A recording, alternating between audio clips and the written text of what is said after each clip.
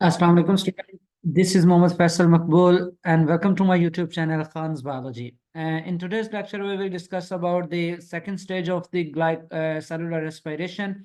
And before starting the cellular respiration further, I am going to conclude the previous lecture. हमने पिछले lecture के अंदर पढ़ा था कि glycolysis एक process होता है जिसमें आपके पास जो ग्लूकोज होता है, ग्लूकोज को मैं यहाँ G से रिप्रेजेंट कर रहा हूँ। ये ग्लूकोज जो है ये कन्वर्ट हो जाता है आपके पास पायरोवेट के अंदर, पायरोवेट या pyruvic acid, pyruvate P Y लिख देता हूं। तो ये जो पी वाई आर लिख दें जी, चलें आप लोगों की आसानी के लिए। ये जो पायरोवेट है ये पायरोवेट प्रोड्यूस होता है ग्लूकोज से। ये भी बात डिस्कस हो गई थी कि ग्लूकोज के अंदर 6 कार्बन होते हैं और पायरोवेट के अंदर आपके पास 3 कार्बन होते हैं।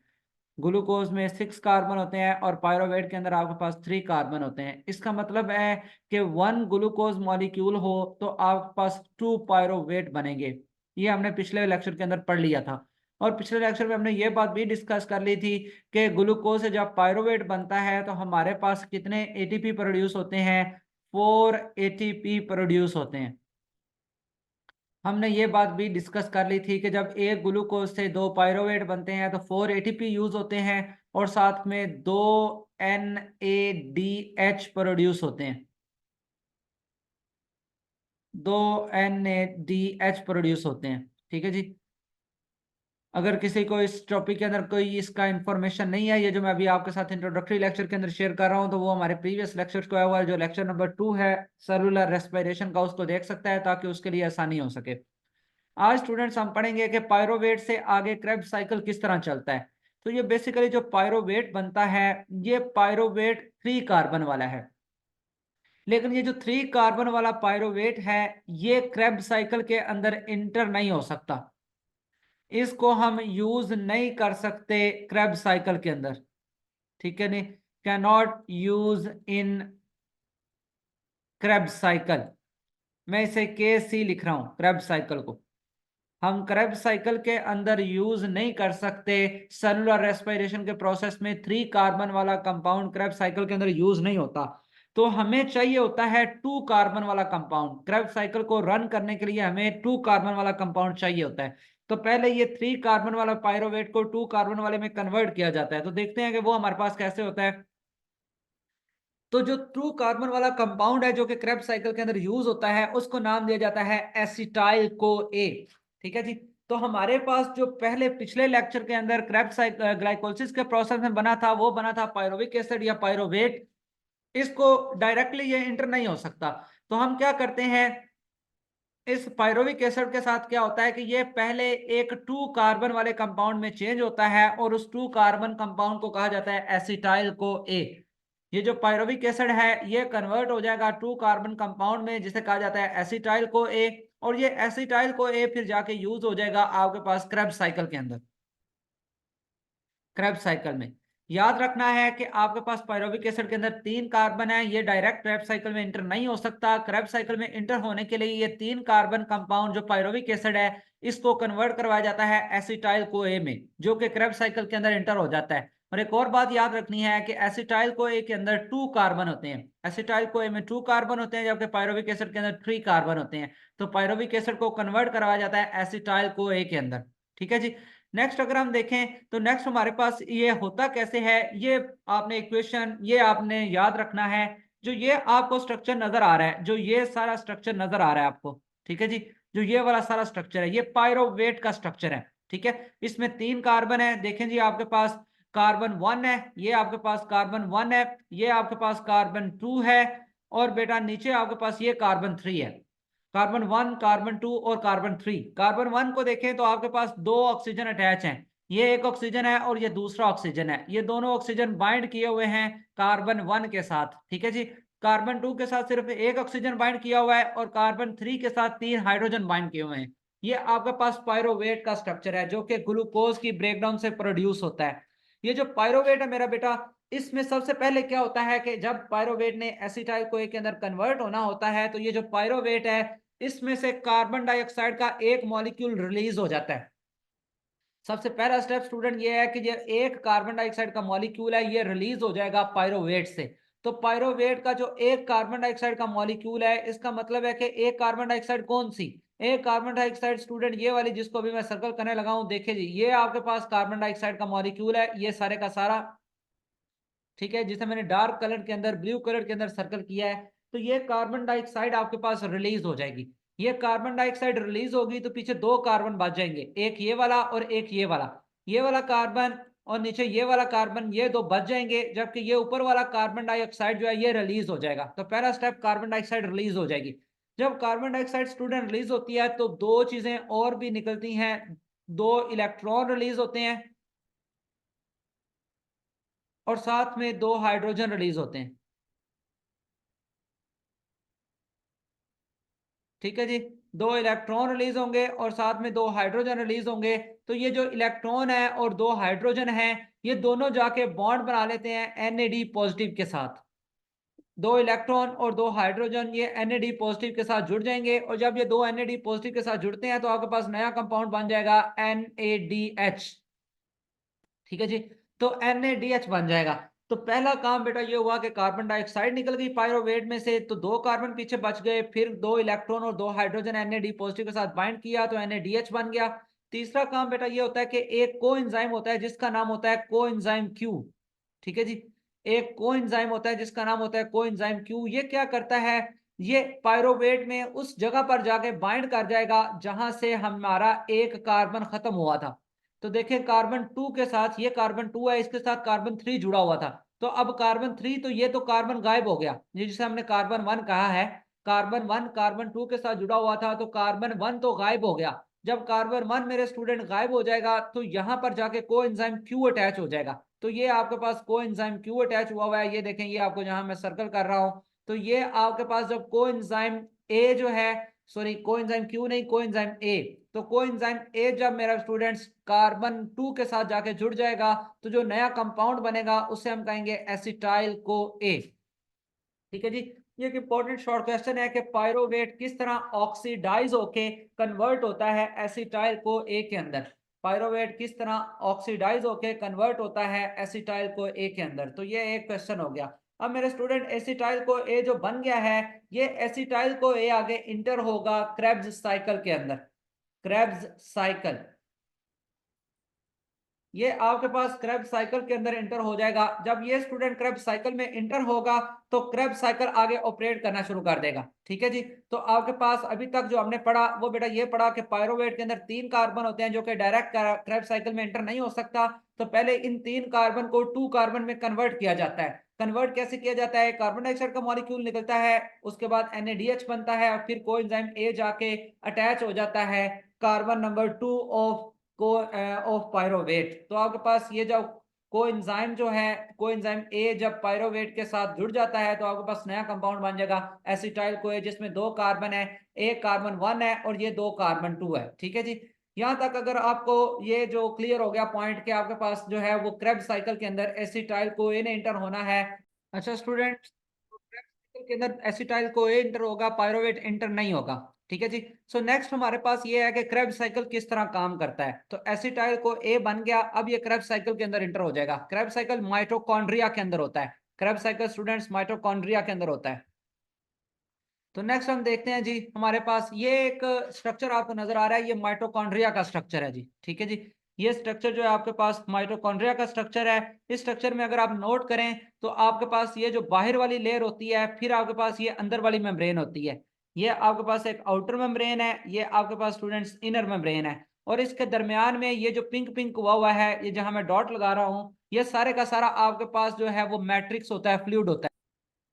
तो स्टूडेंट ये जो आपको दरमियान में फ्लूइड नजर आ रहा है पिंक कलर का, इसको मैट्रिक्स का नाम दिया जाता है। ये लिखा हुआ है फ्लूइड जो भी है सारे का सारा मैट्रिक्स कहलाता है। तो यहाँ देखें पायरोवेट इंटर हुआ, पायरोवेट कन्वर्ट हुआ स्टूडेंट एसिटाइल को ए के अंदर। अब ये जो एसिटाइल को है ये आप लोग देख रहे हैं सिट्रिक एसिड साइकिल या क्रेब्स साइकिल, बात सेम ही है। सिट्रिक एसिड साइकिल या क्रेब्स साइकिल, ये देखें एसिटाइल को ए स्टूडेंट, ये बाकी चीजों को छोड़ दें, ये जो इधर फैटी एसिड आ रहा है इसको छोड़ दें। ये जो एसिटाइल को है स्टूडेंट, ये आगे इंटर हो जाएगा क्रेब्स साइकिल के अंदर। ठीक है जी, तो ये आपके पास पायरोवेट डायरेक्ट इंटर नहीं हो सकता, पायरोवेट पहले एसिटाइल को ए में कन्वर्ट होगा और फिर जो है वो सिट्रिक एसिड साइकिल के अंदर इंटर होगा, या क्रेब्स साइकिल या सिट्रिक एसिड साइकिल में इंटर होगा। ठीक है जी, अब नेक्स्ट हम देखते हैं कि क्रेब्स साइकिल है क्या। क्रेब्स साइकिल के अंदर बेटा हमारे पास होता क्या है कि जो एसिटाइल को ए है, ये एक 4 कार्बन कंपाउंड के साथ मिल जाता है। क्रेब्स साइकिल के अंदर 2 कार्बन होते हैं, जबकि एसिटाइल को एक क्रेब्स साइकिल में सॉरी एक मॉलिक्यूल होता है जिसमें 4 कार्बन होते हैं।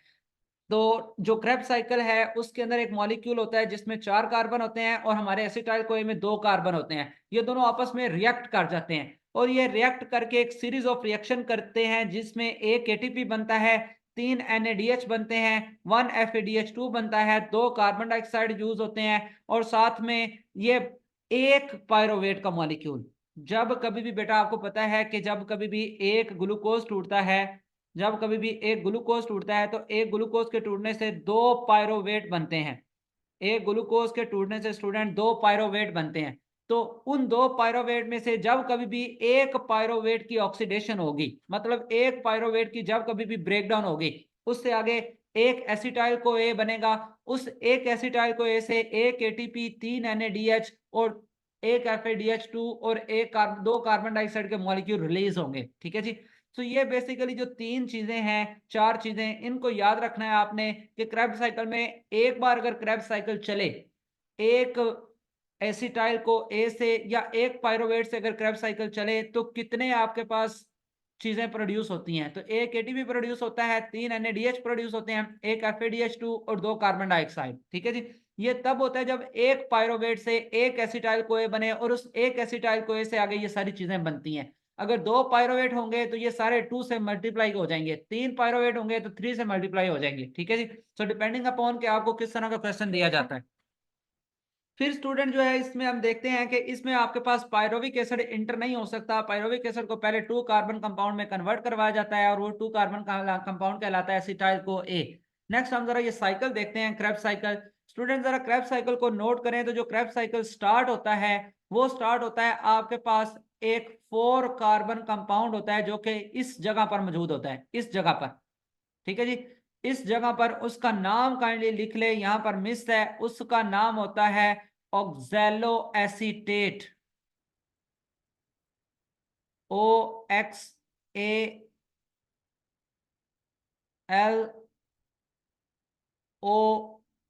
ऑक्सैलो एसीटेट, ऑक्सैलो ACETE,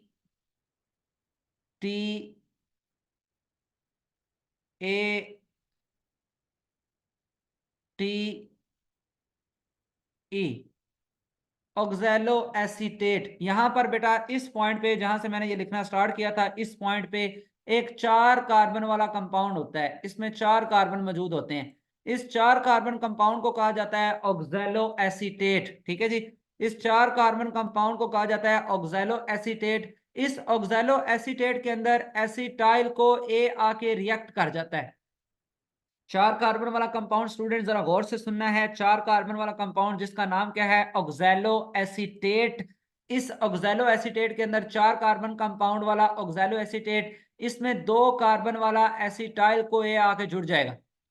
जब 2 कार्बन वाला एसिटाइल को ये आके जुड़ेगा तो आपके पास 4 कार्बन ऑक्सैलो एसीटेट के, 2 एसिटाइल को ए के जो पीछे बना था, वो 2 एसिटाइल को ए जो पीछे बना था, ये देखें ये आपके पास एसिटाइल को ए बना है इस स्लाइड के अंदर। एसिटाइल को ए, इसमें 2 कार्बन होते हैं, कार्बन 1 और कार्बन 2। ये 2 कार्बन जो है ये ऑक्सैलो एसीटेट के साथ मिल जाते हैं और आपके पास एक नया मॉलिक्यूल बन जाता है जिसे कहते हैं सिट्रेट। साथ में एक वाटर मॉलिक्यूल ऐड होगा और ये कोएंजाइम ए रिलीज हो जाएगा। कोएंजाइम ए निकल जाएगा, इसके साथ जो 2 कार्बन थे वो ऑक्सैलो एसीटेट के साथ अटैच हो जाएंगे, वाटर मॉलिक्यूल ऐड हो जाएगा और जो नया कंपाउंड बनेगा उसे कहेंगे सिट्रेट, जिसमें 6 कार्बन है। ये सिट्रेट फौरन ब्रेकडाउन हो जाएगा और कन्वर्ट हो जाएगा एक नए मॉलिक्यूल में जिसे कहेंगे आइसोसिट्रेट, जिसे कहेंगे बेटा आइसोसिट्रेट। अब आइसोसिट्रेट के अंदर से एक कार्बन डाइऑक्साइड निकल जाती है। आइसोसिट्रेट में जब एक कार्बन डाइऑक्साइड निकलेगी, पहले टोटल कार्बन थे 6, आइसोसिट्रेट में स्टूडेंट पहले कार्बन थे 6, अब उस 6 कार्बन में से एक कार्बन डाइऑक्साइड निकल गया, पीछे 5 कार्बन रह जाते हैं। जो नया मॉलिक्यूल बनेगा आइसोसिट्रेट में से जब एक कार्बन डाइऑक्साइड निकलेगी तो जो नया मॉलिक्यूल बनेगा उसे कहेंगे अल्फा कीटो ग्लूटारेट। उसे स्टूडेंट नाम दिया जाएगा अल्फा कीटो ग्लूटारेट। ठीक है, अल्फा कीटो ग्लूटारेट। ये 5 कार्बन वाला कंपाउंड है जो कि बनेगा कब, तब बनेगा जब आइसोसिट्रेट में से एक कार्बन डाइऑक्साइड निकलेगी, साथ में आपके पास एक NADH प्रोड्यूस हो जाता है। NADH कब बनता है? जब इसके साथ इलेक्ट्रॉन और हाइड्रोजन बाइंड करते हैं, हमने प्रीवियस लेक्चर के अंदर पढ़ लिया था। अब स्टूडेंट जो अल्फा कीटोग्लूटारेट है, इसमें से दोबारा एक कार्बन डाइऑक्साइड निकल जाएगी। जब दोबारा कार्बन डाइऑक्साइड निकलेगी, एक NADH मजीद बन जाएगा। ठीक है जी।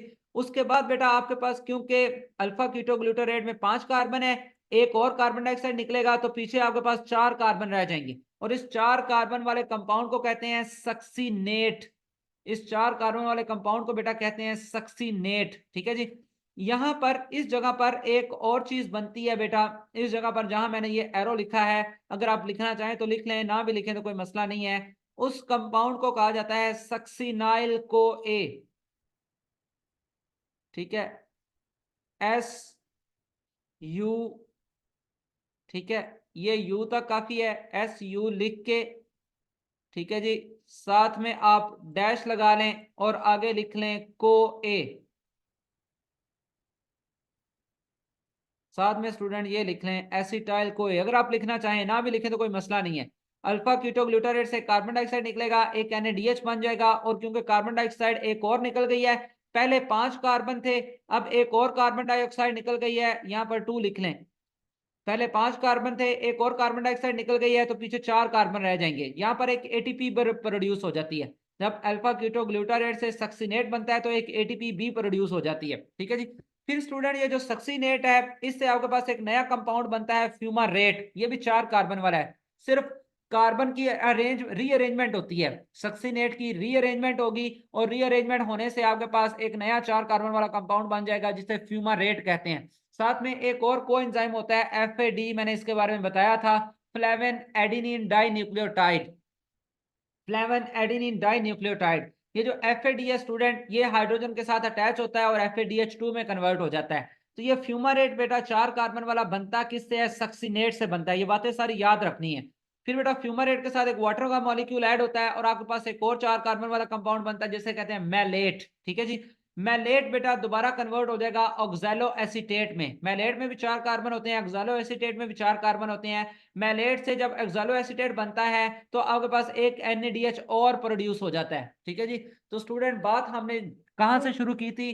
बात हमने शुरू की थी कि हमारे पास ऑक्सैलो एसीटेट 4 कार्बन वाला कंपाउंड होता है क्रेब्स साइकिल के अंदर, जिसके साथ जाके जुड़ जाता है आपके पास एसिटाइल को ए।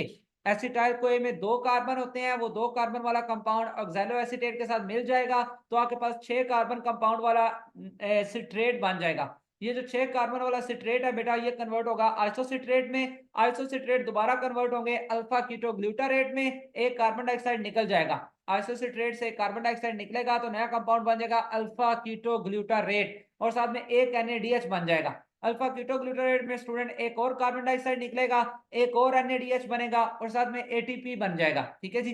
अब जो अल्फा कीटोग्लूटारेट से एक और कार्बन डाइऑक्साइड निकल गया है, तो पीछे 4 कार्बन वाला कंपाउंड बच जाएगा, जिसे कहेंगे सक्सिनेट। सक्सिनेट के अंदर बेटा दोबारा चेंजेस होती हैं, और ये जो सक्सिनेट है कन्वर्ट हो जाता है फ्यूमारेट में, साथ में FADH2 प्रोड्यूस हो जाता है। फ्यूमारेट में वाटर ऐड होता है, तो एक और 4 कार्बन वाला कंपाउंड बन जाता है मैलेट। मैलेट में से दोबारा इलेक्ट्रॉन निकलते हैं, NADH बनता है, और आपके पास 4 कंपाउंड वाला ऑक्सैलो एसीटेट बन जाता है। ये साइकिल इसी तरह कंटिन्यू रहता है। ठीक है स्टूडेंट, जरा देखें कि जब कभी भी एक एसिटाइल को ए आता है क्रेब्स साइकिल में, जब कभी भी एक एसिटाइल को एंटर होता है, तो आपके पास 1 2 3 NADH प्रोड्यूस होते हैं। ठीक है, 3 आपके पास बेटा NADH प्रोड्यूस होते हैं। जब कभी भी सिंगल आपके पास 3 NADH प्रोड्यूस होते हैं, 3 NADH।